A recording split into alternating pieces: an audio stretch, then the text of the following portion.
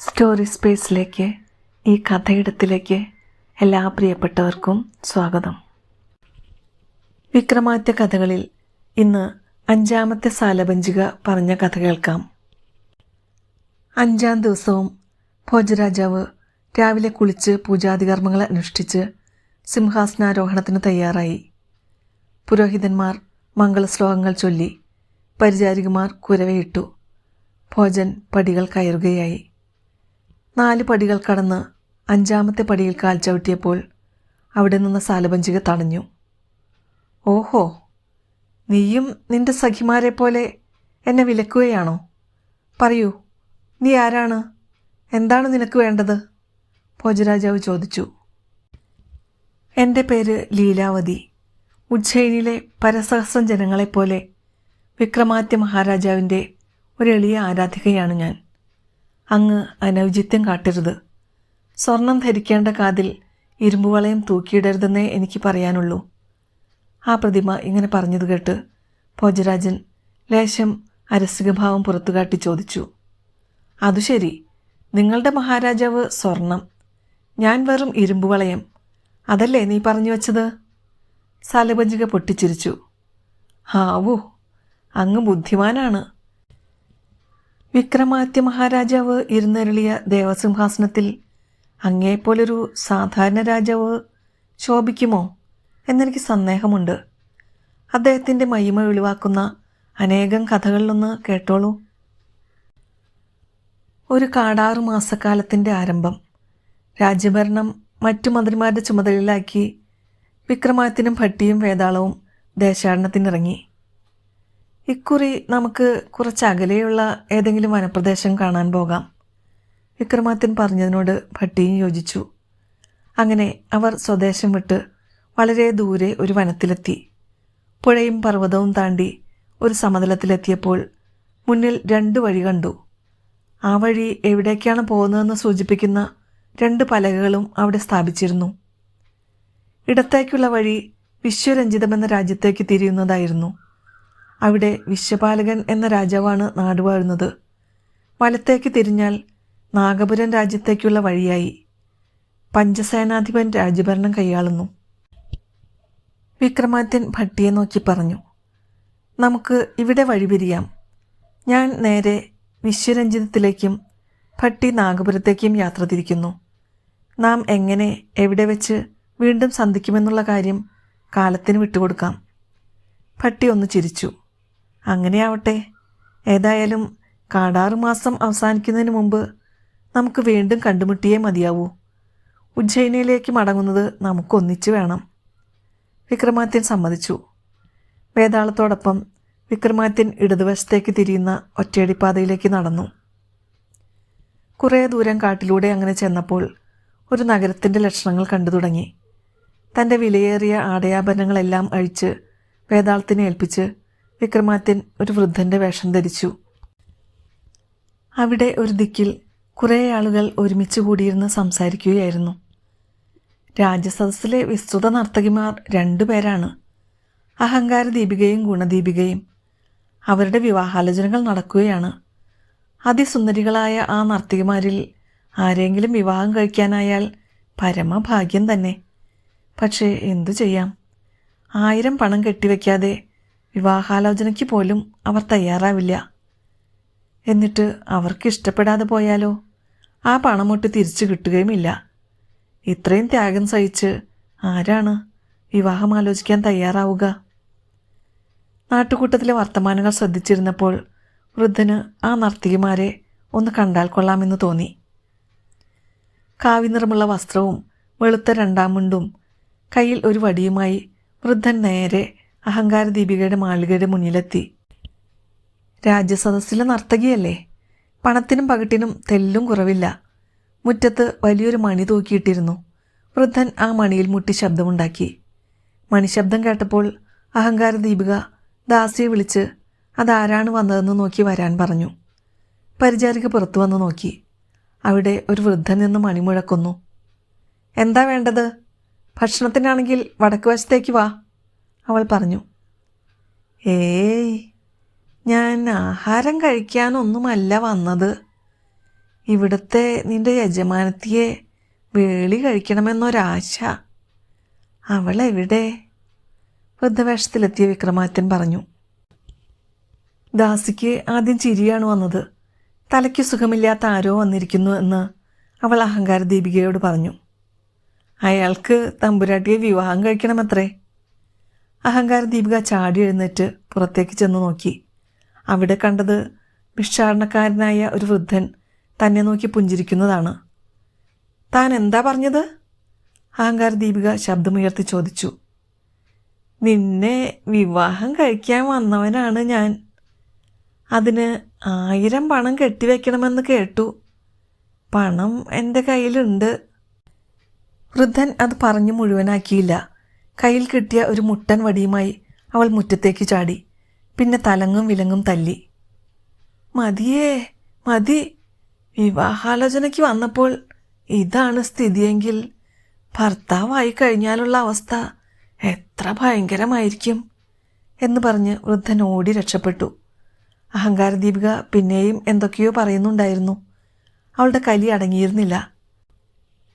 വൃദ്ധൻ അവിടെ നിന്ന് നേരെ ചെന്നത് രണ്ടാമത്തെ നർത്തകിയായ ഗുണദീപികയുടെ വീടിന് മുന്നിലേക്കാണ്. അത് അത്ര വലിയ വീടായിരുന്നില്ല.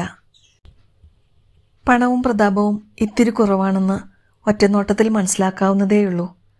വൃദ്ധൻ മുറ്റത്തെത്തി മണിമുഴക്കി. ഗുണദീപിക വാതിൽ തുറന്നു. സുന്ദരിയായിരുന്നു ആ നർത്തകി. അവളുടെ നടപ്പിൽ പോലും നൃത്തത്തിൻ്റെ താളമുണ്ടായിരുന്നു. എന്താ വന്നത്? ഗുണദീപിക ചോദിച്ചു. നിനക്ക് വിവാഹാലോചനകൾ നടക്കുന്നുണ്ടെന്ന് കേട്ട് വന്നതാണ്. എനിക്കാണെങ്കിൽ ആരും തുണയായിട്ടില്ല.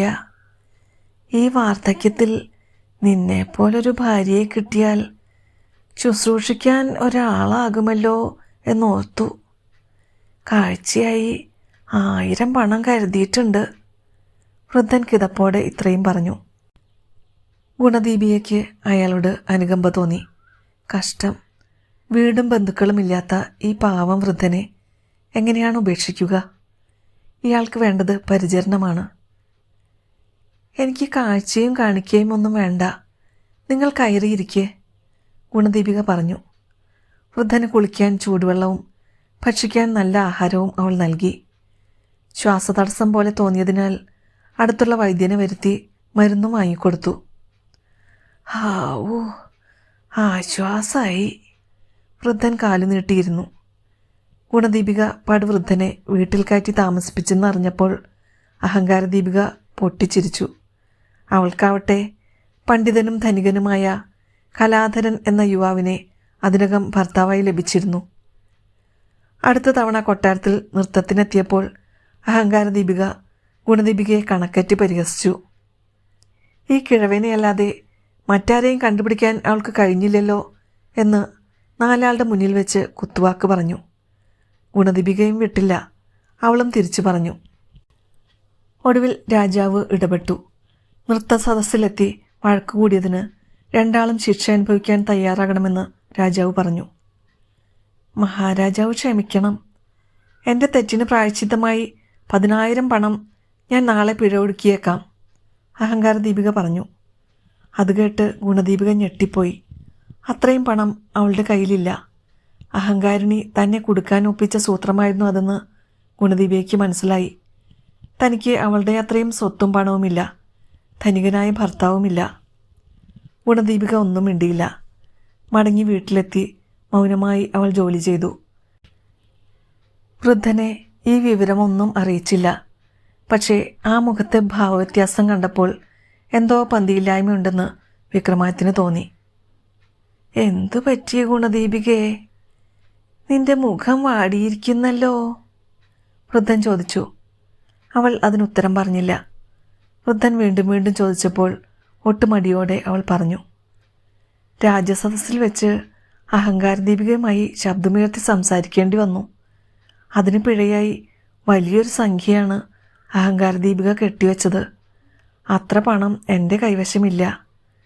ഇത് പറഞ്ഞ് അങ്ങയെ വിഷമിപ്പിക്കേണ്ടല്ലോ എന്ന് കരുതിയാണ് മിണ്ടാതിരുന്നത്.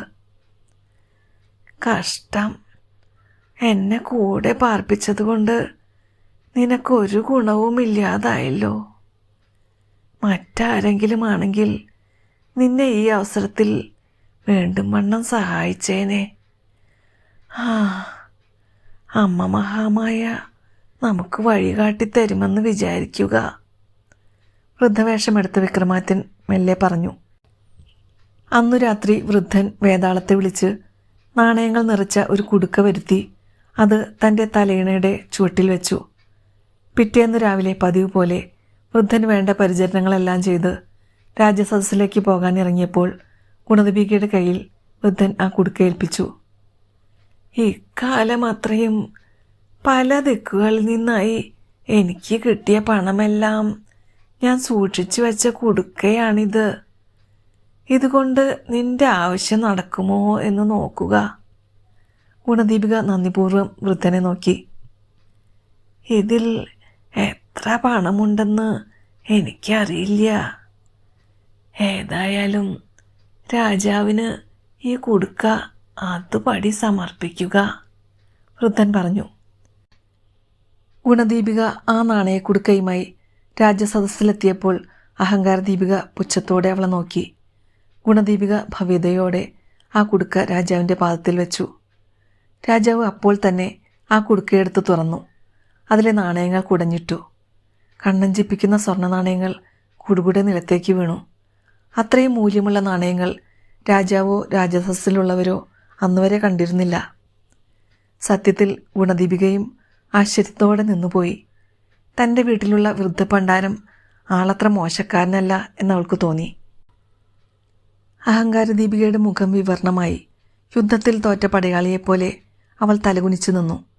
ഗുണദീപികയെ എങ്ങനെ ഒതുക്കാമെന്നതായിരുന്നു അപ്പോൾ അവളുടെ ചിന്ത.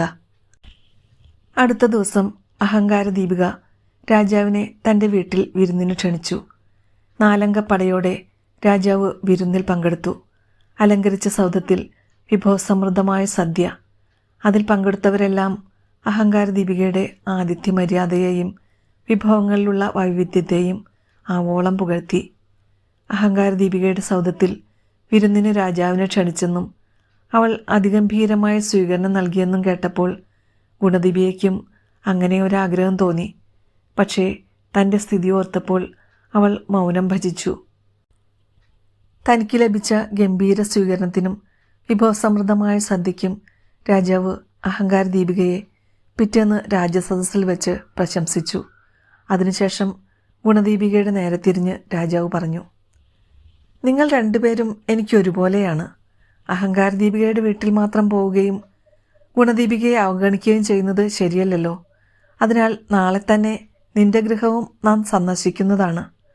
അത് കേട്ട് ഗുണദീപിക ഒന്ന് ഞെട്ടി. അഹങ്കാരദീപിക ഉള്ളിൽ ഉറക്കെ ചിരിച്ചു. ഗുണദീപികയുടെ ചെറിയ ഗൃഹത്തിൽ രാജാവിനെ സൽക്കരിക്കാനുള്ള സൗകര്യങ്ങളൊന്നുമില്ല. രാജകീയ ഭക്ഷണം തയ്യാറാക്കാൻ പ്രത്യേക പരിശീലനം ലഭിച്ചവർ വേണം. അതിന് നല്ല തുക ചെലവാകും. വിരുന്നു മോശമായാൽ നാട് മുഴുവൻ അത് പാട്ടാകും. രാജാവിനെ നിന്ദിക്കുന്നതിന് തുല്യമാകും അത്. ഇതോടെ നിന്റെ കള്ളി വെളിച്ചത്താകും. മേലിൽ എന്നോട് മത്സരിക്കാൻ വരരുത്. നീ 7 ജന്മമെടുത്താലും എനിക്കൊപ്പമാവില്ല. അഹങ്കാരദീപിക ഗുണദീപികയെ നോക്കി മന്ത്രിച്ചു. ഗുണദീപിക കരഞ്ഞു കലങ്ങിയ കണ്ണുകളുമായി തൻ്റെ വീട്ടിലെത്തി. വൃദ്ധൻ പലവട്ടം ചോദിച്ചിട്ടും തൻ്റെ മനോവിഷമം എന്താണെന്ന് അവൾ പറഞ്ഞില്ല. നിനക്കെന്നോട് അശേഷം സ്നേഹമില്ലെന്ന് തോന്നുന്നു, വൃദ്ധൻ ഗുണദീപികയോട് പറഞ്ഞു.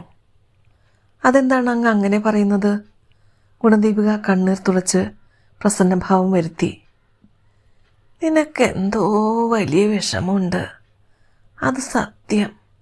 പക്ഷേ നീ അക്കാര്യം എന്നോട് പറയുന്നുമില്ല. എന്നെ അന്യനായിട്ടാണ് നീ ഇപ്പോഴും കണക്കാക്കുന്നത്, വൃദ്ധൻ പരിഭവത്തോടെ പറഞ്ഞു.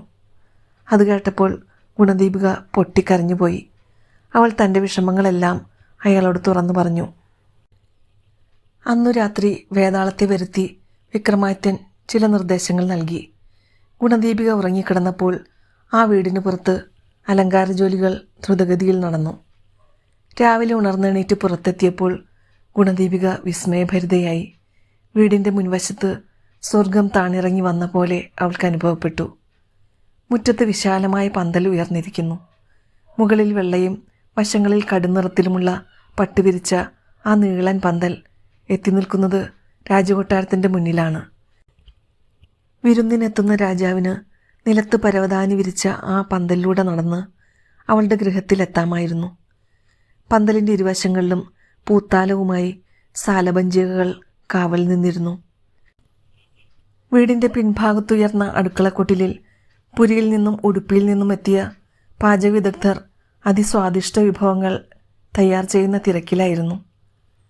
വൃദ്ധ പണ്ടാരം മെല്ലെ പുറത്തിറങ്ങി വന്ന് ഗുണദീപികയോട് ചോദിച്ചു, "ഗുണദീപികേ, ഇതെന്താണ് ഈ അലങ്കാരങ്ങളൊക്കെ?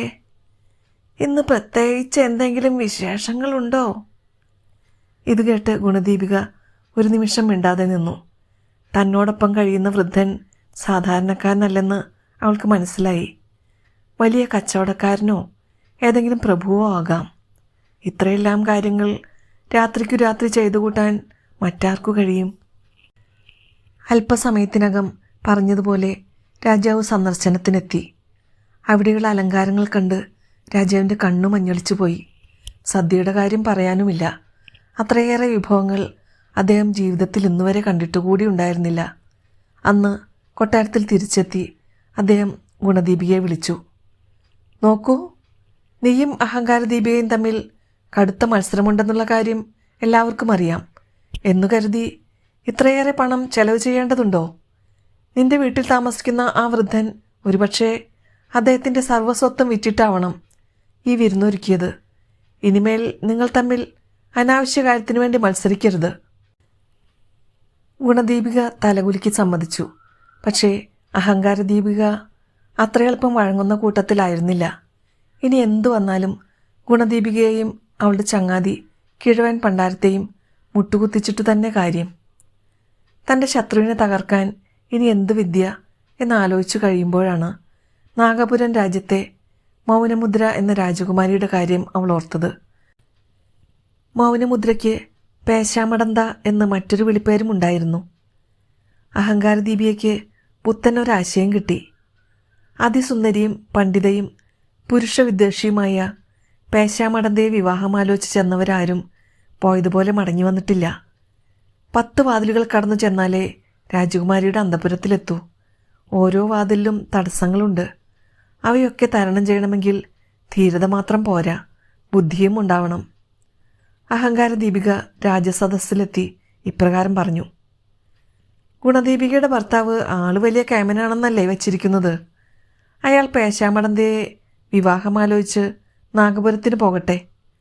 അയാൾ അതിൽ വിജയിച്ചാൽ ഞാൻ എക്കാലവും അവളുടെ ദാസിയായി കഴിഞ്ഞുകൂടാൻ തയ്യാറാണ്. ഇത് കേട്ട ഗുണദീപിക തിരിച്ചടിച്ചു. "ആദ്യം നീ നിന്റെ ഭർത്താവിനെ നാഗപുരത്തിന് അയക്കി. അതിലയാൾ വിജയിച്ചാൽ ഞാൻ നിന്റെ ദാസിയായി കഴിഞ്ഞോളാം." അഹങ്കാരദീപിക ആ ക്ഷണം വെല്ലുവിളി സ്വീകരിച്ചു. "സമ്മതിച്ചിരിക്കുന്നു. ഞാൻ പറഞ്ഞാൽ എൻ്റെ ഭർത്താവ് എതിര് പറയില്ല. അദ്ദേഹം പരീക്ഷണങ്ങൾ തരണം ചെയ്ത് പേശാമടന്തയെ കാണാൻ പോവുക തന്നെ ചെയ്യും." "ശരി, എങ്കിൽ അങ്ങനെയാകട്ടെ. നമുക്ക് കാണാം," ഗുണദീപിക പറഞ്ഞു. "അതെ, നമുക്ക് കാണാം." അഹങ്കാരദീപിക അന്ന് വീട്ടിലെത്തി കലാധരനോട് വിവരം പറഞ്ഞു. അത് കേട്ട് അയാൾ ഞെട്ടിപ്പോയി. അയാൾ വിസമ്മതം കാട്ടി. "നീ എന്തു ഭ്രാന്താണ് ഈ പറയുന്നത്? പേശാമടന്തയെ കല്യാണം കഴിക്കാൻ ചെല്ലുക എന്ന് പറഞ്ഞാൽ സിംഹക്കൂട്ടിൽ സ്ഥിരതാമസത്തിന് പോകുന്നത് പോലെയാണ്. നിങ്ങൾ മറുത്തൊരു വാക്ക് പറയരുത്. ഇതെൻ്റെ അന്തസ്സിൻ്റെ കാര്യമാണ്. നിങ്ങൾ ഞാൻ പറയുന്നതനുസരിച്ചില്ലെങ്കിൽ എനിക്ക് നിങ്ങളോടൊപ്പം ഒരുമിച്ച് താമസിക്കാൻ പറ്റില്ല. നാളെ തന്നെ എൻ്റെ വീട്ടിൽ നിന്ന് പോയിക്കൊള്ളണം." സാധു ഭർത്താവ് വേറെ നിവൃത്തിയില്ലാത്തതിനാൽ അയാൾ വേഗം നാഗപുരിയിലേക്ക് വെച്ചുപിടിച്ചു. കലാധരൻ കൊട്ടാരവാതിൽക്ക് ചെന്ന് മണിയടിച്ചു. രാജ്യസേവകൻ പുറത്തുവന്ന് അയാളെ അകത്തേക്ക് കൊണ്ടുപോയി. പേശാമടന്തയെ വിവാഹം കഴിക്കാനാണ് താൻ വന്നിരിക്കുന്നതെന്ന് പറഞ്ഞപ്പോൾ അതിന് 1000 പണം കെട്ടിവെക്കണമെന്ന് അവിടെയുണ്ടായിരുന്ന കണക്കപ്പിള്ള പറഞ്ഞു. കലാധരൻ വേഗം 1000 പണം നൽകി. സേവകൻ വേഗം 2 പാത്രത്തിൽ ചോറ് കൊണ്ടുവന്ന് വെച്ചു. ഒരു പാത്രത്തിൽ വെന്ത ചോറ്, മറ്റൊന്ന് വേകാത്ത ചോറ്. പാവം പണ്ഡിതൻ അത് രണ്ടും വിഷമിച്ച് കഴിച്ചു. "ഇനി 1ാമത്തെ വാതിൽ കടക്കുക." സേവകൻ വാതിൽ തുറന്നു കൊടുത്തു. മങ്ങിയ വെളിച്ചമുള്ള ഒരു മുറിയിലേക്കാണ് കലാധരൻ കാലെടുത്തു വെച്ചത്. അടുത്ത ക്ഷണം 3 പെൺപ്രതിമകൾ അയാളെ വളഞ്ഞു. എന്തു സംഭവിക്കുന്നു എന്ന് മനസ്സിലാകുന്നതിന് മുമ്പ് തന്നെ ഒന്നാമത്തെ പ്രതിമ അയാളെ ഒരു പീഠത്തിലിരുത്തി. രണ്ടാമത്തെ പ്രതിമ അയാളുടെ തല ബലമായി പിടിച്ചു. മൂന്നാമത്തെ പ്രതിമ ക്ഷണത്തിൽ അയാളുടെ മുടിയാകെ വടിച്ച് തല മൊട്ടയാക്കി. കണ്ണാടി പോലെ മിന്നുന്ന തലയുമായി ഇരുട്ടിൽ അമ്പരന്ന് നിന്ന അയാളെ സേവകനും കണക്കപ്പിള്ളയും ചേർന്ന് പുറത്തേക്ക് ഉന്തിയിട്ടു. അതോടെ അയാളുടെ അവസരം നഷ്ടമായി. 10 വാതിൽ പരീക്ഷണങ്ങളിൽ ഒന്നുപോലും വിജയിക്കാനാകാതെ കലാധരൻ മാനം കെട്ട് മടങ്ങി. അലങ്കാരദീപികയ്ക്ക് ആ സംഭവം വലിയ ആഘാതമായി. പക്ഷേ അവൾ വിട്ടുകൊടുത്തില്ല. ഇനി ഗുണദീപികയുടെ വീട്ടിലുള്ള കിഴവനെ പേശാമടന്തയെ കാണാൻ അയക്കുക. അയാളുടെ കേമത്തം കാണാമല്ലോ. ഗുണദീപിക ഒന്നും മിണ്ടിയില്ല. അവൾ വീട്ടിലെത്തി വൃദ്ധനോട് വിവരങ്ങൾ പറഞ്ഞു. നീ ഇതെന്തൊക്കെ പുകിലാണ് ഒപ്പിച്ചു പോന്നത്? സ്വന്തം കാര്യം തന്നെ നിർവഹിക്കാനാവാത്ത ഞാൻ നാഗരാജ്യത്ത് പോയി പോരടിച്ച് രാജകുമാരിയെ വേട്ടുകൊണ്ടു വരണമെന്നോ? നല്ല ശിക്ഷ. വൃദ്ധൻ പാരവശ്യം അഭിനയിച്ചു. ഞാൻ എന്തു ചെയ്യുമെന്ന് പറയൂ? ആ അഹങ്കാരദീപിക എന്നെ വെല്ലുവിളിച്ചത് കൊണ്ടല്ലേ ഞാനും സമ്മതിച്ചത്. അങ്ങ് വെറുതെ പോയി വന്നാലും കുഴപ്പമില്ല. കാരണം അഹങ്കാരദീപികയുടെ ഭർത്താവ് കലാധരനും തോറ്റു തുന്നമ്പാടി വന്നതല്ലേ. ഇനിയിപ്പോൾ അങ്ങ് പോയി പരാജയപ്പെട്ടാലും കുഴപ്പമില്ല. പക്ഷേ പോയില്ലെങ്കിൽ തോൽവി പേടിച്ച് ഒളിച്ചു കഴിയുകയാണെന്ന് അവൾ പറഞ്ഞു പരത്തും. ഗുണദീപിക തൻ്റെ നിസ്സഹായാവസ്ഥ വെളിവാക്കി. ഏതായാലും ആ വൃദ്ധ ഭണ്ഡാരം ഭാണ്ഡവുമെടുത്ത് പിറ്റേന്നു തന്നെ നാഗപുരത്തേക്ക് പുറപ്പെട്ടു. വഴിയിൽ വെച്ച് വൃദ്ധവേഷമെല്ലാം മാറ്റി വഴിയാത്രക്കാരനായ ഒരു യുവാവായി നാഗപുരത്തെത്തി. 2 ദിവസം ആ നാട്ടിലൂടെ വെറുതെ എല്ലാം കണ്ടും കേട്ടും സഞ്ചരിച്ചു. അതിനിടെ ഒരു ചന്തയിൽ വെച്ച് തൻ്റെ സഹോദരൻ ഭട്ടിയെ അദ്ദേഹം കണ്ടുമുട്ടി. ഒറ്റനോട്ടത്തിൽ തന്നെ ഭട്ടിക്ക് ആളെ മനസ്സിലായി. അദ്ദേഹം വിക്രമാദിത്യനോട് തന്നോടൊപ്പം വരാൻ ആംഗ്യം കാട്ടി മുന്നോട്ട് നടന്നു. ഭട്ടി ഒരു വൃദ്ധയുടെ വീട്ടിലാണ് ചെന്നു കയറിയത്. കുറേ നാളായി അവിടെയായിരുന്നു അദ്ദേഹം താമസിച്ചിരുന്നത്. ഭട്ടിയോടൊപ്പം പുതിയൊരാളെ കണ്ടപ്പോൾ വൃദ്ധ ചോദിച്ചു, ഇതാരാണ്? സുഹൃത്താണോ? കണ്ടിട്ട് അങ്ങേപ്പോലെ നല്ല കുടുംബത്തിൽ പിറന്നതാണെന്ന് തോന്നുന്നു. അതെ, ഇദ്ദേഹം എൻ്റെ ജ്യേഷ്ഠനാണ്. 2 നാൾ എന്നോടൊപ്പം തങ്ങിയിട്ട് അദ്ദേഹം യാത്ര തുടരും. ഭട്ടി അതിനുത്തരം പറഞ്ഞു. അന്നു രാത്രി ഭക്ഷണത്തിനു ശേഷം വിക്രമാദിത്യനും ഭട്ടിയും സംസാരിച്ചിരുന്നു. അടുത്ത കാലത്തുണ്ടായ തൻ്റെ അനുഭവങ്ങൾ വിക്രമാദിത്യൻ വിവരിച്ചു. പേശാമടന്ത എന്ന രാജകുമാരിയെ മാംഗല്യം കഴിക്കുകയാണ് തൻ്റെ ലക്ഷ്യമെന്ന് അദ്ദേഹം പറഞ്ഞപ്പോൾ ഭട്ടി സമ്മതഭാവത്തിൽ തലയാട്ടി. ഗോപുരവാതിൽക്കൽ 1000 പണം കെട്ടിവെക്കണം. അതാണ് ആദ്യത്തെ ചടങ്ങ്, ഭട്ടി പറഞ്ഞു. അവരിരുവരും പണക്കിഴിയിൽ നിന്ന് 1000 പണം എണ്ണിയെടുത്തു. ആ സമയം ഭക്ഷണമെല്ലാം കഴിഞ്ഞ് വൃദ്ധ അവരുടെ സമീപമെത്തി. ഇതെന്താ പണം എണ്ണി തിട്ടപ്പെടുത്തുന്നത്? വല്ല വ്യാപാരത്തിനുമുള്ള പുറപ്പാടാണോ? വൃദ്ധ ചോദിച്ചു. ഇദ്ദേഹത്തെ ഞാൻ നേരത്തെ പരിചയപ്പെടുത്തിയതാണല്ലോ. ജ്യേഷ്ഠന് ഇവിടെ എത്തിയപ്പോൾ ഒരാഗ്രഹം, പേശാമടന്തയെ വിവാഹമാലോചിച്ച് കൊട്ടാരത്തിലെത്തണമെന്ന്. അത് കേട്ട് വൃദ്ധയ്ക്ക് കോപം വന്നു. നിങ്ങൾക്ക് വേറെ പണിയില്ലേ മക്കളെ? ആ പെണ്ണിന് വിവാഹം കഴിക്കുന്നത് ഇഷ്ടമല്ല. ആരും അതിനായി തുനിഞ്ഞിറങ്ങാതിരിക്കാൻ കുറേ കെണികൾ ഒരുക്കി വെച്ചിരിക്കുകയാണ് ആ സുന്ദരി. കെണികളോ? ഭട്ടി ചോദിച്ചു. അതെ, കെണികൾ തന്നെ. എലിയെ പിടിക്കുന്ന പോലെ ആണുങ്ങളെ അപകടപ്പെടുത്താനുള്ള സൂത്രങ്ങൾ, വൃദ്ധ പറഞ്ഞു. അമ്മ പറയുന്നത് ഒന്നും മനസ്സിലാകുന്നില്ല. ഒന്ന് വിശദീകരിച്ച് പറയൂ, വിക്രമാദിത്യൻ അപേക്ഷിച്ചു. വൃദ്ധ നാഗപുരം കൊട്ടാരത്തിലെ കാണാക്കെണികളെപ്പറ്റി ഒരു വിവരണം നൽകി. പേശാമടന്തയെ വിവാഹം ആലോചിച്ച് ചെല്ലുന്നവർക്ക് നേരിട്ട് രാജകുമാരിയെ കാണാനാവില്ല.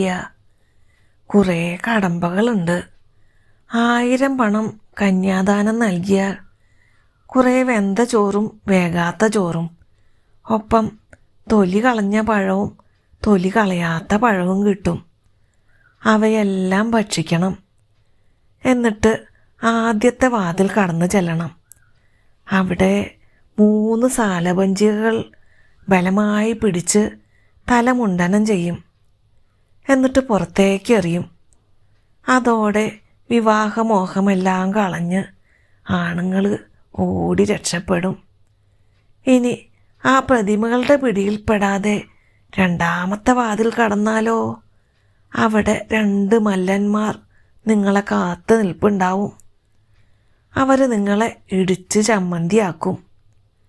മല്ലന്മാരെ നിങ്ങൾ തോൽപ്പിച്ചു എന്നിരിക്കട്ടെ, പിന്നെയും കുഴപ്പങ്ങൾ ഒളിച്ചിരിപ്പുണ്ട്. 4ാമത്തെ വാതിൽ കടന്നാൽ അവിടെ കൂറ്റൻ കരിങ്കുരങ്ങ്, 5ാമത്തെ വാതിലിനപ്പുറം കരിമ്പുലി, 6 മതയാന. ഇവയൊക്കെ തരണം ചെയ്ത് 7ാമത്തെ വാതിൽ കടന്നാൽ പാതാളത്തോളം ആഴമുള്ള ഒരു കിണറുണ്ടാവും. അതിനപ്പുറം 8ാം വാതിൽ, അവിടെ ഒരു കൈത്തോട്. അതിറങ്ങിക്കടന്നാൽ ഒരു തത്തക്കൂട് കാണാം. അതിൽ ഒരു തുടൻ ജലവും ഒരു ഓലച്ചുരുളും കാണും. പാതി ജലം ബാക്കി വെച്ച് കാല് കഴുകിയാൽ 9ാം വാതിലെത്തും. പിന്നെ ഒരു സ്ഫടികമണ്ഡപമാണ്. കണ്ണാടിത്തറയിൽ കാല് തന്നാതെ നടന്നാൽ 10ാം വാതിൽ കാണാകും. കാല് തന്നിയാൽ തലയടിച്ച് വീണ് യമലോകം കാണാം. 10ാം വാതിലിനപ്പുറം 1000 കാൽ മണ്ഡപവും കുനാകൂരിരുട്ടുമാണ്. ആ ഇരുട്ടിൽ തൂണുകളിൽ തലയിടിക്കരുത്. തലയിടിച്ചാൽ അവിടെ വീണ് മരിക്കും. ഈ കടമ്പകളൊക്കെ കടന്നു ചെന്നാൽ പേശാമടന്തയുടെ അന്തഃപുരമായി.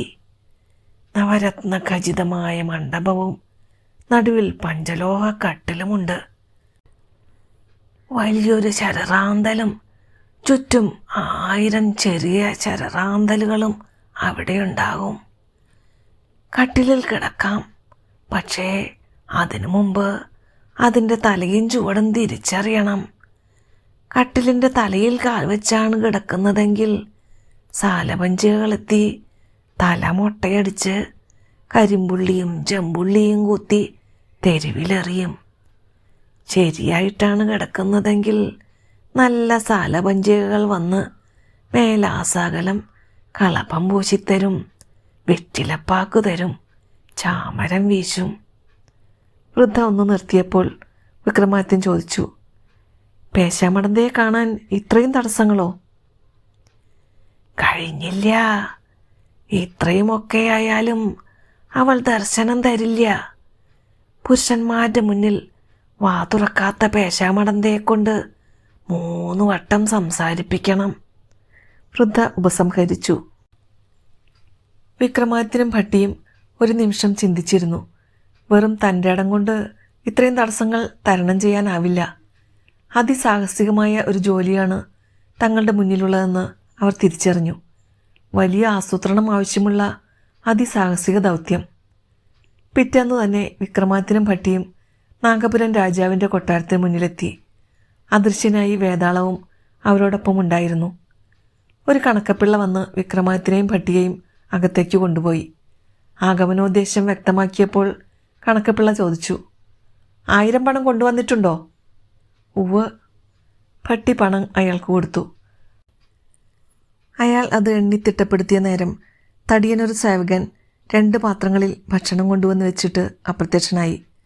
വെന്ത ചോറും വേവാത്ത ചോറും തൊലി കളഞ്ഞ പഴവും തൊലിയോടൊപ്പമുള്ള പഴവുമായിരുന്നു തളികകളിൽ. വിക്രമാദിത്യൻ വെന്ത ചോറും തൊലി കളഞ്ഞ പഴവും കഴിച്ചു. വേകാത്ത ചോറും തൊലിയോടെയുള്ള പഴവും ഭട്ടി കയ്യിലെടുത്തു. ഇനി എന്താണ് വേണ്ടത്? ഭക്ഷണത്തിന് ശേഷം വിക്രമാദിത്യൻ കണക്കപ്പിള്ളയോട് ചോദിച്ചു. ആദ്യത്തെ വാതിൽ വഴി അകത്തേക്ക് കടക്കുക, കണക്കപ്പിള്ള പറഞ്ഞു. ഈ വാതിലൊന്ന് തുറന്നു തരണം. വിക്രമാദിത്യൻ വാതിൽ തുറക്കാൻ വിഷമിക്കുന്നതായി അഭിനയിച്ചു. കണക്കപ്പിള്ള മുന്നോട്ട് വന്ന് ആ വാതിൽ തള്ളി തുറന്നു. അകത്ത് ഇരുട്ടായിരുന്നു. വിക്രമാദിത്യൻ ആ ഇരുട്ടിലേക്ക് നോക്കി ഒരു നിമിഷം നിന്നു. കടന്നു ചെല്ലടോ വേഗം, കണക്കപ്പിള്ള ഒരു പുച്ഛച്ചിരിയോടെ പറഞ്ഞു. അടുത്ത നിമിഷം പിന്നിൽ നിന്ന ഭട്ടി കണക്കപ്പിള്ളയെ ഒറ്റ ഒന്നിന് ആ ഇരുട്ടിലേക്ക് തള്ളിയിട്ടു. അപ്പോഴേക്കും 3 സാലഭഞ്ജികകൾ വന്ന് അയാളെ പിടിച്ച് ഒരു പീഠത്തിലിരുത്തി തല മുണ്ടനം ചെയ്യാൻ തുടങ്ങി. കണക്കപ്പിള്ളയുടെ നിലവിളിയും സാലഭഞ്ജികളുടെ ബഹളവും ഒരു വശത്ത് നടന്നപ്പോൾ വിക്രമാദിത്യനും ഭട്ടിയും ആ മുറിയിലൂടെ നടന്ന് രണ്ടാമത്തെ വാതിൽക്കലെത്തി. ബഹളം കേട്ട് തടിയൻ സേവകൻ ഓടി വന്നു. അപ്പോഴേക്കും കണക്കപ്പിള്ളയുടെ തല മിനുസപ്പെട്ടു കഴിഞ്ഞിരുന്നു. രണ്ടാമത്തെ വാതിൽക്കലെത്തി നിന്ന വിക്രമാദിത്യന് നേരെ അയാൾ കുതിച്ചു. അപ്പോഴേക്കും ഭട്ടി ആ വാതിൽ തുറന്നു കഴിഞ്ഞിരുന്നു. തടിയൻ നേരെ ചെന്ന് വീണത് ആ മുറിയിൽ കാത്തുനിന്ന 2 മല്ലന്മാരുടെ മുന്നിലേക്കായിരുന്നു. മല്ലന്മാർ ഇരുവരും തടിയനെടുത്ത് ശരിക്ക് പെരുമാറിയ നേരം വിക്രമാദിത്യനും ഭട്ടിയും ആ മുറിയിലൂടെ മിന്നൽ വേഗത്തിൽ അപ്പുറം കടന്ന് 3-ാം വാതിൽ തുറന്നു. നേരെ മുന്നിൽ ഒരു കരിങ്കുരങ്ങ് പല്ലൊലിച്ച് നിൽക്കുന്നത് അവർ കണ്ടു. ഒരു നിമിഷം ഇരുവരും അനങ്ങാതെ അതിനെ നോക്കി നിന്നു. ഭട്ടി കയ്യിലിരുന്ന തൊലികളയാത്ത പഴം അതിൻ്റെ മുന്നിലേക്കിട്ടു. കരിങ്കുരങ്ങ് അനങ്ങിയില്ല. അത് വെറും പ്രതിമയായിരുന്നുവെന്ന് അവർക്ക് മനസ്സിലായി. വെറുതെ ഭയപ്പെടുത്താൻ ഉദ്ദേശിച്ചുകൊണ്ടുള്ള ആ ഭീമൻ പ്രതിമയെ ഒറ്റയടിക്ക് വേതാളം ചെറു കഷ്ണങ്ങളാക്കി. തുടർന്ന് 5-ാമത്തെ മുറിയിൽ പ്രവേശിച്ചവർ അവിടെ മുന്നോട്ട് ചാടാൻ തയ്യാറായി നിന്ന കരിമ്പുലിയെ കണ്ടു. വിക്രമാദിത്യൻ വാളെടുക്കാൻ തുനിഞ്ഞെങ്കിലും ഭട്ടി തടഞ്ഞു. കാരണം ആ പുലി നിശ്ചലമായി നിൽക്കുകയായിരുന്നു. അതിനെയും വേതാളം തകർത്തു. അതിനപ്പുറത്ത് 6-ാമത്തെ വാതിലിനപ്പുറം നിന്ന കൊമ്പനാനയും വെറും പ്രതിമയായിരുന്നു. ഒറ്റയടിക്ക് വേതാളം ആനരൂപത്തെ തവിടുപൊടിയാക്കി. 7-ാമത്തെ വാതിൽ കടന്ന് മുന്നോട്ട് കാലെടുത്ത് വെച്ച വിക്രമാദിത്യനെ ഭട്ടി തടഞ്ഞു. കാരണം ആ വാതിലിനപ്പുറം വഴി തടഞ്ഞ് വലിയൊരു കിണർ ഭട്ടി കണ്ടിരുന്നു. വാതിൽപ്പടിയിൽ നിന്ന് ഭട്ടി കിണറിനുള്ളിലേക്ക് എത്തി നോക്കി. കനത്ത ഇരുട്ടാണ്. ഒന്നും ദൃശ്യമല്ല. ഭട്ടി കയ്യിൽ കരുതിയിരുന്ന ചെറിയൊരു ലോഹക്കഷ്ണം കിണറിനുള്ളിലേക്കിട്ടു. ആഴമളക്കാനാണ് അങ്ങനെ ചെയ്തത്. പക്ഷേ പെട്ടെന്ന് ഒരു പലക പൊന്തി വന്നത് കണ്ടപ്പോൾ ഭട്ടി ഒന്നമ്പരന്നു. വീണത് വിദ്യയായി, വിക്രമാദിത്യൻ മെല്ലെ പറഞ്ഞു. ഭട്ടി ഒന്ന് ചിരിച്ചു. കിണറിനുള്ളിൽ ഘടിപ്പിച്ചിരുന്ന യന്ത്രത്തിലായിരുന്നു ലോഹക്കഷ്ണം ചെന്ന് വീണത്. അതോടെ യന്ത്രത്തിൻ്റെ പൽചക്രങ്ങൾ കറങ്ങുകയും ഒരു പാലം ഉയർന്നു വരികയുമാണ് ചെയ്തത്. ഉയർന്നു വന്ന പലകയിൽ ബലം പരിശോധിച്ച് വിക്രമാദിത്യൻ അപ്പുറം കടന്നു. പിന്നാലെ ഭട്ടിയും. 8-ാമത്തെ വാതിലിന് മുന്നിലെത്തിയപ്പോൾ ഭട്ടി പറഞ്ഞു, തോട്ടിലിറങ്ങി കയറിയാൽ കാലിൽ ചെളി പറ്റും. അത് തത്തക്കൂട്ടിലിരിക്കുന്ന ഒരു തുടം വെള്ളത്തിൽ കഴുകണം. അങ്ങ് തോട്ടിലിറങ്ങുക. ഞാൻ വേതാളത്തിൻ്റെ പുറത്ത് അക്കരെ എത്താം. തോട്ടിൽ അധികം വെള്ളമുണ്ടായിരുന്നില്ല. വിക്രമാദിത്യൻ തോട്ടിലിറങ്ങി അക്കരെ എത്തി. വിക്രമാദിത്യൻ്റെ കാലിൽ പറ്റിയ ചെളി ഭട്ടി തൻ്റെ ഒത്തിരിയും കൊണ്ട് തുടച്ചു. പിന്നെ തത്തക്കൂട്ടിലെ വെള്ളത്തിൻ്റെ പാതി കൊണ്ട് കഴുകി. കാൽപാദത്തിൽ ഓലച്ചുരുളുകളെടുത്ത് തുടച്ച് കൂടുതൽ മിനുസമാക്കുകയും ചെയ്തു. 9-ാമത്തെ വാതിലായി. സ്ഫടികമണ്ഡപത്തിലേക്ക് കാൽകുത്തി നോക്കിയ ക്ഷണത്തിൽ തന്നെ വിക്രമാദിത്യൻ അപകടം മണത്തു. വിരൽ ഉറപ്പിക്കാനാവുന്നില്ല. തെന്നിപ്പോവുകയാണ്. നിൽക്കൂ, നമുക്ക് വേതാളത്തെക്കൊണ്ട് കുറച്ച് മെഴുകു വരുത്തിക്കാം, ഭട്ടി പറഞ്ഞു. വേതാളത്തിന് ആജ്ഞ കിട്ടി. ഒരു തെന്നൽ പോലെ വേതാളം അപ്രത്യക്ഷനായി. അടുത്ത നിമിഷം മെഴുകുമായി വന്നെത്തുകയും ചെയ്തു. മെഴുകു കാലിൽ ഒട്ടിച്ചു വെച്ചുകൊണ്ട് വിക്രമാദിത്യനും ഭട്ടിയും മണ്ഡപത്തിലൂടെ നടന്നു. ഏറെ പണിപ്പെട്ട് അവർ 10-ാമത്തെ വാതിലിലെത്തി. അതിനപ്പുറം കൂരിരുട്ടാണ്. 1000-കാൽ മണ്ഡപത്തിൽ നിറയെ തൂണുകളും. എവിടെയൊക്കെയാണ് തൂണുകളെന്നറിയാൻ വലിയ വിഷമം. ഭട്ടി ഒരു വണ്ടിൻ്റെ രൂപമെടുത്തു. വേതാളത്തിൻ്റെ പുറത്തു കയറി വണ്ട് മുൻപേ പറന്നു. തൂണുകൾ ഒഴിവാക്കി വണ്ടിൻ്റെ മൂളൽ ശ്രദ്ധിച്ച് വിക്രമാദിത്യൻ പിന്നാലെ നടന്നു. ഒരു തൂണിലും തലയിടിക്കാതെ അവർ അപ്പുറമെത്തി. അതിമനോഹരമായ ഒരു സൗധത്തിൻ്റെ താഴത്തെ നിലയിലാണ് അവർ എത്തിച്ചേർന്നത്. സൂര്യനെപ്പോലെ വെളിച്ചം പകരുന്ന വലിയ ഒരു ശരറാന്തൽ അവരവിടെ കണ്ടു. അതിനു ചുറ്റുമായി വേറെ 1000 ശരറാന്തലുകളും വെളിച്ചം വിതറി. രത്നക്കമ്പളം വിരിച്ച തറയിൽ അല്പം ഉയർന്ന് ഒരു പഞ്ചലോഹ കട്ടിൽ കാണാനുണ്ടായിരുന്നു. ആ കട്ടിലിന് ചുറ്റുമായി 100 കണക്കിന് ദാസിമാർ കിടന്നുറങ്ങുന്നുണ്ടായിരുന്നു. വിക്രമാദിത്യനും ഭട്ടിയും ശബ്ദമുണ്ടാക്കാതെ ആ കട്ടിലിന് സമീപമെത്തി നിന്നു. ഇനി കട്ടിലിൻ്റെ തലയും ചുവടും കണ്ടെത്തണം. തലഭാഗത്ത് തലയണ വെച്ച് വേണം ശയിക്കാൻ. ഭട്ടി ഒരു ചെറുനാരങ്ങ എടുത്ത് കട്ടിലിൻ്റെ നടുവിൽ വെച്ചു. അത് ഒരു വശത്തേക്ക് ഉരുണ്ടു. ചെറുനാരങ്ങ ഉരുണ്ടു ചെന്ന് നിന്നിടം കാൽ വയ്ക്കാനുള്ളതാണെന്ന് വിക്രമാദിത്യൻ മനസ്സിലാക്കി. പിന്നെ താമസമുണ്ടായില്ല. ആ കട്ടിലിൽ നീണ്ടു നിവർന്ന് കിടക്കുകയും ചെയ്തു. ഉറങ്ങുന്ന ദാസിമാരുടെ തലമുടി ഭട്ടി അന്യോന്യം കൂട്ടിക്കെട്ടിയിട്ടു. അതിനുശേഷം ആദ്യത്തെ വരിയിൽ ആദ്യം കിടന്ന ദാസിക്ക് നല്ലൊരു നുള്ളു കൊടുത്തു. അയ്യോ എന്ന് നിലവിളിച്ച് ആ ദാസി ഞെട്ടി എഴുന്നേറ്റു. തൻ്റെ മുടി ആരോ പിടിച്ചു വലിക്കുന്നത് പോലെ അവൾക്ക് തോന്നി. അപ്പോഴേക്കും അടുത്ത ദാസിപ്പെണ്ണും ഉണർന്നു. അവൾക്കും തൻ്റെ മുടി വലിയുന്നത് പോലെ തോന്നി. അതോടെ എല്ലാവരും ഉണർന്നു. കൂട്ടിക്കെട്ടിയ തലമുടിയുടെ ബന്ധം വിടുവിക്കാനുള്ള ശ്രമവും നിലവിളിയും ആകെ ബഹളമായി. ഒടുവിൽ മുടിയുടെ ബന്ധനം വിടർത്തി നോക്കിയപ്പോൾ പഞ്ചലോഹക്കട്ടിലിൽ അവർ ഒരു സുന്ദര ഗാത്രത്തെ കണ്ടു. അതോടെ ദാസികൾ ഓട്ടമായി. രാജ്ഞി രസരഞ്ജിനി വിവരമറിഞ്ഞു. അവർ നേരെ മകളുടെ മുന്നിലെത്തി. മകളെ, ആരോ നമ്മുടെ അന്തഃപുരത്തിൽ കടന്നു വന്നിരിക്കുന്നുവെന്ന്. അസംഭവ്യം! ഇത്രയൊക്കെ തടസ്സങ്ങളെ മറികടന്ന് ആരാണ് ഇവിടെ എത്തുക? പേശാമടന്ത സംശയഭാവം കാട്ടി. പക്ഷേ അങ്ങനെ സംഭവിച്ചിരിക്കുന്നു. ഇനി എന്താണ് ചെയ്യുക? അമ്മ വിഷമിക്കാതിരിക്കൂ. അയാൾ എത്ര വീരനുമാകട്ടെ, ഇനിയുള്ള പരീക്ഷകൾ അയാൾ ജയിക്കാൻ പോകുന്നില്ല. പേശാമടന്ത തൻ്റെ പദ്ധതി വിശദീകരിച്ചു. നമ്മുടെ സുന്ദരിയായ ദാസി ദീപനായികയെ വേഷം കെട്ടിച്ച് വിടാം. ഞാനാണെന്ന് ധരിച്ച് അയാൾ അവളെ വിവാഹം കഴിച്ചുകൊണ്ട് പോകും. അതാണ് നമ്മുടെ പുതിയ പദ്ധതി. പേശാമടന്ത ഒരു ചിരിയോടെ പറഞ്ഞു നിർത്തി. കാത്തിരുന്ന് മുഷിഞ്ഞ വിക്രമാദിത്യൻ്റെ മുന്നിലേക്ക് ഒരു സംഘം തോഴിമാരുടെ അകമ്പടിയോടെ ഒരു സുന്ദരി കത്തിച്ച വിളക്കുമായി നടന്നു വന്നു. തിരുനാളത്തിൻ്റെ വെളിച്ചത്തിൽ അവളുടെ മുഖം വിക്രമാദിത്യൻ വ്യക്തമായി കണ്ടു. ഇവളാണോ പേശാമടന്ത? വിക്രമാദിത്യൻ വിചാരിച്ചു. പക്ഷേ ആ സുന്ദരിയുടെ മുഖത്ത് വല്ലാത്തൊരു തരം പിരിമുറുക്കം കാണാനുണ്ടായിരുന്നു. ഇവൾ തന്നെയാണോ പേശാമടന്ത എന്നറിയാൻ എന്താണ് വഴി? വിക്രമാദിത്യൻ ഭട്ടിയോട് ചോദിച്ചു. വേതാളത്തോട് പറഞ്ഞ് അവളുടെ കയ്യിലുള്ള വിളക്കിലെ തിരി താഴ്ത്താം. സ്വാഭാവികമായും അവൾ തിരി ചൂണ്ടുവിരൽ കൊണ്ട് നീട്ടും. എണ്ണ പറ്റിയ വിരൽ തുടയ്ക്കാൻ തുവാല ആവശ്യപ്പെട്ടാൽ അവൾ രാജകുമാരി തന്നെ, സംശയിക്കേണ്ട, ഭട്ടി പറഞ്ഞു. പറഞ്ഞതുപോലെ അവളുടെ കയ്യിലുള്ള വിളക്കിലെ തിരി വേതാളം അദൃശ്യനായി ചെന്ന് താഴ്ത്തി. ദീപനായിക പെട്ടെന്ന് തൻ്റെ ചൂണ്ടുവിരൽ കൊണ്ട് തിരി നീട്ടി. പിന്നീട് എണ്ണ പറ്റിയ വിരൽ തലയിൽ തുടയ്ക്കുകയും ചെയ്തു. അവൾ ദാസി തന്നെ എന്ന് വിക്രമാദിത്യൻ ഉറപ്പായി. അരികിലെത്തിയ ദീപനായികയോട് വിക്രമാദിത്യൻ മെല്ലെ ചോദിച്ചു. പറയൂ സുന്ദരി, നിന്റെ യജമാനത്തി എവിടെയാണ്? അത് കേട്ടതോടെ ദീപനായികയുടെ മുഖം വിളറി. അവൾ വിളക്കു താഴെ വെച്ച് തിരിഞ്ഞ് ഒരു ഓട്ടം കൊടുത്തു. പദ്ധതി പൊളിഞ്ഞല്ലോ മകളെ, രസരഞ്ജിനി പേശാമടന്തിയോട് പറഞ്ഞു. ഇല്ലമ്മേ, നമുക്ക് മറ്റൊരാളെ അയക്കാം. നമ്മുടെ പാചകക്കാരി മഞ്ജീര അതിസുന്ദരിയാണല്ലോ. അവളെ പട്ടുസാരി ഉടുപ്പിച്ച് നിറയെ ആഭരണങ്ങൾ അണിയിച്ച് രാജകുമാരിയുടെ ഭാവത്തിൽ അയക്കാം. അയാൾ അവളെ കണ്ട് ഭ്രമിക്കുക തന്നെ ചെയ്യും, പേശാമടന്ത പറഞ്ഞു. ദശപുഷ്പങ്ങളുടെ താലവും താലത്തിൽ നെയ് നിറച്ച സ്വർണ്ണപാത്രവുമായി ഒരു അപ്സരാംഗി വരുന്നത് വിക്രമാദിത്യൻ കണ്ടു. അവളുടെ പട്ടുസാരിയിലെ തങ്ക കസവിഴകളും ഉടലിലെ ആഭരണങ്ങളും 1000 ശരറാന്തൽ വെളിച്ചത്തിൽ മിന്നിത്തിളങ്ങി. ഇവൾ പേശാമടന്തയാണോ എന്നറിയാൻ ഞാൻ ആ നെയ്പാത്രം താലത്തിൽ കമഴ്ത്താം. പേശാമടന്തയാണെങ്കിൽ ആ ക്ഷണം വേറെ താലവും നെയ്യും കൊണ്ടുവരാൻ ആവശ്യപ്പെടും, വേതാളം പറഞ്ഞു. മന്ദം മന്ദം നടന്നു വരുന്ന മഞ്ജീരയുടെ കയ്യിൽ പിടിച്ച താലം ഒന്നിളകി. നെയ്പാത്രം മറിഞ്ഞു. അവൾ പരിഭ്രമിച്ചു.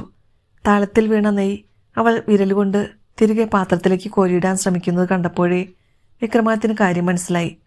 അദ്ദേഹം മെല്ലെ ചോദിച്ചു. അല്ലയോ തോഴി, നിന്റെ യജമാനത്തിക്ക് വരാൻ എന്താണിത്ര താമസം? ഞാനിവിടെ കാത്തിരുന്ന് മുഷിഞ്ഞ വിവരം ഒന്ന് ഉണർത്തിക്കൂ.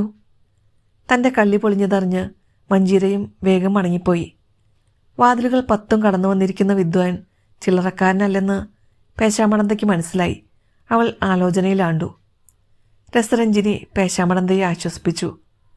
നീ വിഷമിക്കേണ്ട മകളെ, പരീക്ഷകൾ കഴിഞ്ഞിട്ടില്ലല്ലോ. അയാൾ നിന്നെക്കൊണ്ട് 3 പ്രാവശ്യം സംസാരിപ്പിക്കണം, എങ്കിലേ അയാൾ ജയിക്കൂ. നീ ഒരക്ഷരം പോലും മിണ്ടാതെ നോക്കിയാൽ അയാൾ വന്ന വഴി തിരികെ പോയിക്കൊള്ളും. അങ്ങനെ തന്നെ എന്ന് പേശാമടന്തയും തീരുമാനിച്ചു. ഒരു സംഘം തോഴിമാരെത്തി ആഗതൻ്റെ മുന്നിൽ ഒരു തിരശ്ശീല വലിച്ചുകെട്ടി. അത് കണ്ട് വിക്രമാദിത്യൻ ചോദിച്ചു. ഇതെന്തിനാണൊരു യവനിക? ഈ തിരശ്ശീലയ്ക്കപ്പുറത്ത് രാജകുമാരി ഇരിക്കും. നേരിട്ട് കാണാൻ ഇപ്പോൾ സാധ്യമല്ല, ഒരു തോഴി പറഞ്ഞു. രസരഞ്ജിനി പേശാമടന്തയോടൊപ്പം ആ തിരശ്ശീലയുടെ മറവിൽ വന്നിരിപ്പായി. കുറേയേറെ ബുദ്ധിമുട്ടിയാണ് അങ്ങ് ഇവിടെ എത്തിയതെന്ന് ഞങ്ങൾക്കറിയാം. പക്ഷേ നേരം വെളുക്കുന്നതിന് മുമ്പ് പേശാമണന്തയെ കൊണ്ട് 3 വട്ടം സംസാരിപ്പിക്കണം. അങ്ങനെയൊരു നിബന്ധന കൂടിയുണ്ട്, രസരഞ്ജിനി പറഞ്ഞു. വിക്രമാദിത്യൻ മെല്ലെ പേശാമടന്തയോട് സംസാരിച്ചു. അല്ലയോ രാജകുമാരി, എത്ര കഷ്ടപ്പാടുകൾ സഹിച്ചാണ് നിന്നെ കാണാൻ ഞാൻ ഇവിടെ എത്തിയത്. എന്നിട്ടും ഒന്ന് പുഞ്ചിരിക്കാതെ, ഒരു ഉപചാരവാക്കുപോലും പറയാതെ നീ എന്നിൽ നിന്നും മറിഞ്ഞിരിക്കുന്നുവല്ലോ. പേശാമടന്തയുടെ മറുപടി എത്തിയില്ല. അത്ര എളുപ്പം വഴങ്ങുന്ന കക്ഷിയല്ല രാജകുമാരിയെന്ന് വിക്രമാദിത്യന് മനസ്സിലായി. അദ്ദേഹം വേതാളത്തിനെ ആ തിരശ്ശീലയിലേക്ക് കയറ്റിവിട്ടു. തുടർന്ന് വിക്രമാദിത്യൻ ആ തിരശ്ശീലയെ നോക്കി ഇങ്ങനെ പറഞ്ഞു. അല്ലയോ തിരശ്ശീലേ, രാജകുമാരി ഒന്നും മിണ്ടുന്നില്ല. ഞാൻ ആരോടാണ് ഒന്നുരിയാടുക? നീയെങ്കിലും ഒന്ന് മിണ്ടൂ. പെട്ടെന്ന് തിരശ്ശീലയിൽ ആവാഹിക്കപ്പെട്ട വേതാളം മറുപടി പറഞ്ഞു. ഞാൻ തിരശ്ശീലയാണ്, മനുഷ്യരോട് സംസാരിക്കാറില്ല. എങ്കിലും മഹാനായ അങ്ങ് ആവശ്യപ്പെട്ടതുകൊണ്ട് പറയാതിരിക്കാനും വയ്യ. വിക്രമാദിത്യൻ പ്രോത്സാഹനം നൽകി. പറയൂ പ്രിയപ്പെട്ട തിരശ്ശീലേ, നീ എങ്ങനെ ഇവിടെ എത്തി? അതൊരു കഥയാണ്. പണ്ട് ഞാനൊരു വിത്തായിരുന്നു. ഇവിടെ നിന്ന് 100 യോജന വടക്ക് ഒരു ഗ്രാമത്തിലാണ് ഞാൻ ഉണ്ടായത്. അവിടെയുള്ള ശംഭു എന്ന കൃഷിക്കാരൻ എന്നെയും എൻ്റെ സഹോദരങ്ങളെയും ഒരു കൃഷിയിടത്തിൽ പാകി. കുറേ നാൾ ഞാൻ മണ്ണിനടിയിൽ കിടന്നു. മഴ പെയ്ത് നനവ് കിട്ടിയപ്പോൾ എന്നിൽ മുള പൊട്ടി. ക്രമേണ ഞാൻ വളർന്നു പരുത്തിച്ചെടിയായി. ഞാൻ പൂത്തുലഞ്ഞു. എന്നിൽ കായ വിരിഞ്ഞു. ആ കായ പറിച്ച് പഞ്ഞിയെടുത്ത് ശംഭു കുറേ സ്ത്രീകൾക്ക് കൊടുത്തു. ആ സ്ത്രീകൾ പഞ്ഞി നൂലാക്കി മാറ്റി. ഒരു സംഘം നെയ്ത്തുകാർ ആ നൂല് വാങ്ങി തുണി നെയ്തു. മറ്റു ചിലർ എനിക്ക് നിറം തന്നു. അത് കഴിഞ്ഞപ്പോൾ നഗരത്തിലെ വ്യാപാരി വന്ന് എന്നെ വാങ്ങി അയാളുടെ കടയിൽ പ്രദർശിപ്പിച്ചു. പേശാമടന്തയുടെ ചില സഖിമാരാണ് എന്നെ വിലയ്ക്ക് വാങ്ങി ഇവിടെ എത്തിച്ചത്. പിന്നീട് ഒരു തയ്യൽക്കാരൻ എന്നെ പലതായി കീറിമുറിക്കുകയും വീണ്ടും തുന്നിപ്പിടിപ്പിക്കുകയും ചെയ്തു. അങ്ങനെ എത്രയെത്ര പീഡനങ്ങൾ സഹിച്ചാണ് ഞാൻ ഈ അന്തഃപുരത്തിലെത്തിയതെന്നോ. ഇപ്പോഴിതാ എന്നെ ഭൂമിയിലും മാനത്തുമല്ലാത്ത വിധം വലിച്ചുകെട്ടി തൂക്കിയിട്ടിരിക്കുന്നു. എനിക്ക് വയ്യ. ഈ അവസ്ഥയിൽ കൂടുതൽ സംസാരിക്കാൻ ഞാൻ അശക്തനാണ്. തിരശ്ശീല ഈ വിധം സംസാരിച്ചത് കേട്ട് പേശാമടന്ത അത്ഭുതവും പരിഭ്രമവും പ്രകടിപ്പിച്ചു. വേഗം ആ തിരശ്ശീലയുടെ ബന്ധനം മറുത്തുമാറ്റി അതിനെ സ്വതന്ത്രയാക്കാൻ അവൾ ആജ്ഞാപിച്ചു.